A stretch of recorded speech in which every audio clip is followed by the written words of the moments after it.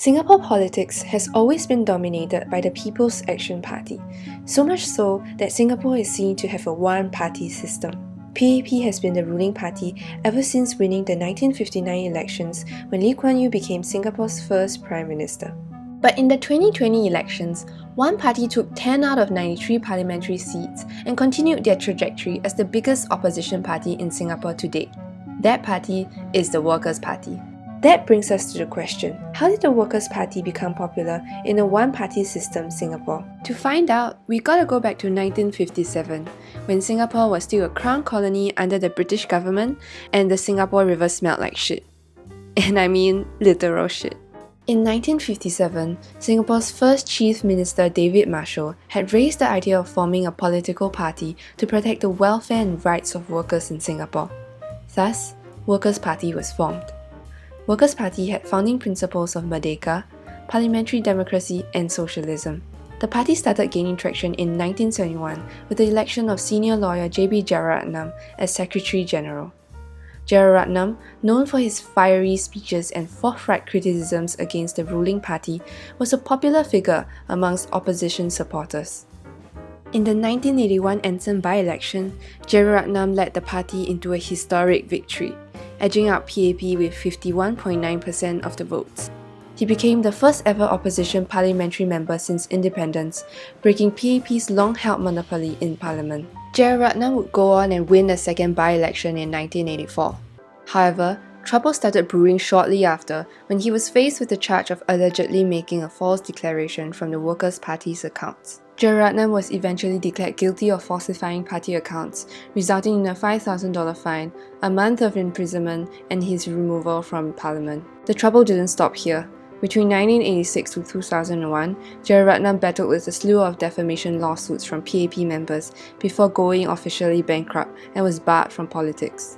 In 2001, the Workers' Party saw a change in leadership when the Secretary General post was transferred from Jeyaretnam to Lau Thia Khiang, a teacher-turned-businessman. Under his new leadership, Workers' Party launched their updated manifesto, titled You Have a Choice. During the 2006 election, the Workers' Party continued to gain popularity. In their last rally, the stadium was apparently packed to its brim that some couldn't even enter it. Lau retained his position in Workers' Party stronghold Hougang SMC for the fourth time, and the party pulled strongly in the Aljunied GRC. Then came the breakthrough. In the 2011 general elections, the Workers' Party won Aljunied GRC. I declare the Workers' Party as the group of candidates elected for the electoral division of Aljunied. It was hailed as a watershed election and the first of many for the Workers' Party and the opposition. Aljunied became the first GRC held by a party other than PAP. Workers' Party had been up against then Foreign Affairs Minister George Yeo, who had served Aljunied GRC since 1988. Despite the tough competition, Workers' Party obtained 54.7% of the votes to emerge victorious. Many factors led to this unprecedented win, but one is certainly the leadership of Lau. Lau, known for his warm and friendly persona, had been able to appeal to the Mandarin-speaking masses in the area. 给行动党一个教训，让他知道不能把人民的支持当成是理所当然的。 His charisma even got itself a name, the Lau Thia Khiang effect. So how was the Workers' Party able to capture a significant share of votes in past elections? From the get-go, Workers' Party brands themselves as part of the check and balance mechanism, existing not to become the government in the medium term, but to bring balance to it. Own self! Check own self! As everyone's new favourite oppa, Dr. James Lim has said during the debate, what we are trying to deny the PAP isn't a mandate. What we're trying to deny them is a blank check. What he means is, while PAP would no doubt win the majority of seats, it is necessary to have opposition parties in parliament as alternative voices. Opposition supporters have seen the need for political pluralism to ensure accountability and contest policies set up by the ruling party like POFMA and the reserved presidential elections. And the Workers' Party seem to be anchoring itself as the perfect fit. That brings us to our next point. Hot take. Singaporeans love to complain. But as much as we love to complain, we are also a pragmatic bunch. besides the occasional quip we have with the government, minus taxi uncles that have 101 problems and all of them are the government, we kinda like the status quo and prefer not to rock the boat. In the recent televised debate, Dr. Balakrishnan famously said that Workers' Party's manifesto is positioned so similarly to PAP that PAP themselves could have in fact written it. Although that was meant to be a jibe at Workers' Party, and entirely up to debate whether accurate or not, this may precisely be the reason why Workers' Party is a crowd favourite amongst Singaporeans.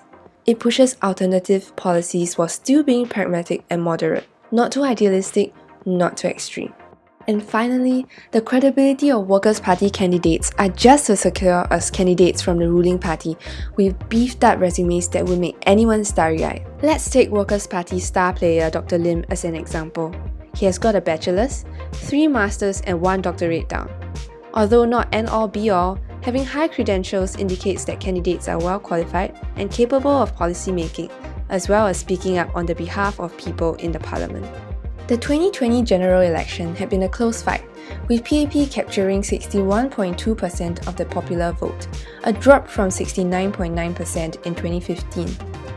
This election has certainly been an interesting one to watch, especially against the backdrop of a pandemic, with familiar faces departing and a new slate of candidates joining, in the lead of Pritam Singh as the Secretary General of Workers' Party.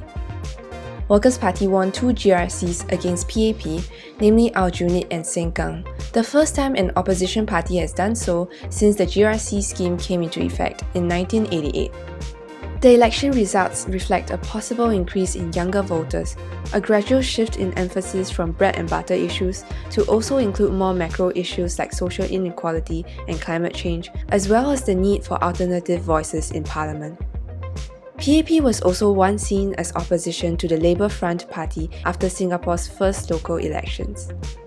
Will the opposition remain opposition, or can they ever be more?